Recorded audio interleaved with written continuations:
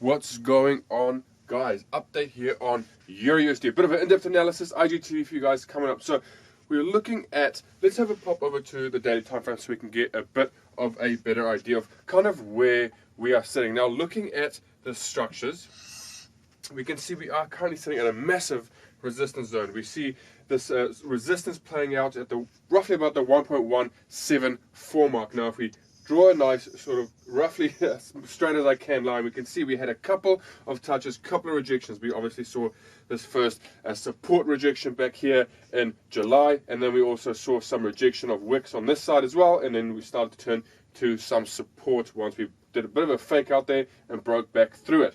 Now, looking at where we're currently sitting, we are sitting at a bit of a resistance. Using it as a resistance now, we see a lot of wicks to the top side. However, we need to be looking at two sides of the story to a bit of a better understand. Now, we could say potentially, yes, this move is to the downside.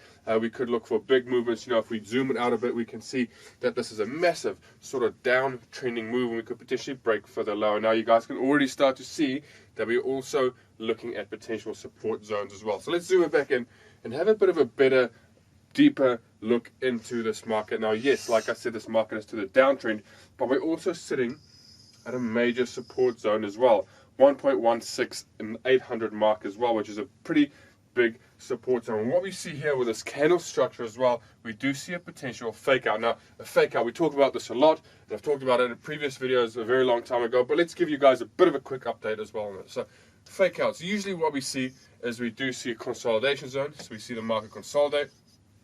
And then what we see is we see a candle break to the downside. You know, this is obviously this can be any direction, so the candle can break to the upside. But in this example, because of this, we'll break to the downside. We see a candle, so we see the nice red candle to the downside. Then a big similar matching candle back to the upside. Now, this is a fake out. We see it happen over and over again. We see it back here. We see the candles fake out of that zone, and we generally see them in every sort of in situations where the market tends to reject areas and kind of turn around on that point. All right, so let's have a quick look. What we're looking for now is a potential either rejection back of the zone or somewhere inside this area, and the market is looking to push further high. Now that we've got two options, let's have a bit of a deeper look on the more inside of this. So let's pop over to the 4-hourly time frame to get a bit of a better understanding of this market. Now that we know it's a fake out, we also are looking for potential, like I said, rejections on this zone over here. Now, we do need, before we need to look for any moves, we do ideally want to be looking for a breakout of this consolidation zone that I've popped up here. 1.17500 mark is that top zone for me, and this bottom zone here, roughly about 1.16900 mark, right? So that's kind of where we're sitting in between. So ideally, what I would like to see before we look for any moves, now we need to keep in mind it's a Friday as well. So Fridays, if you're looking for a swing trade on Fridays, it could be potentially damaging, because if you're looking for a swing trade and the market sits here the whole Friday and you put your stop loss somewhere else and the market gaps you out, you're going to be in a bit of a trouble, right?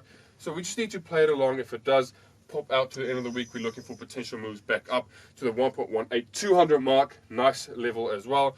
But ideally what we want to see is we want to see a break of the zone.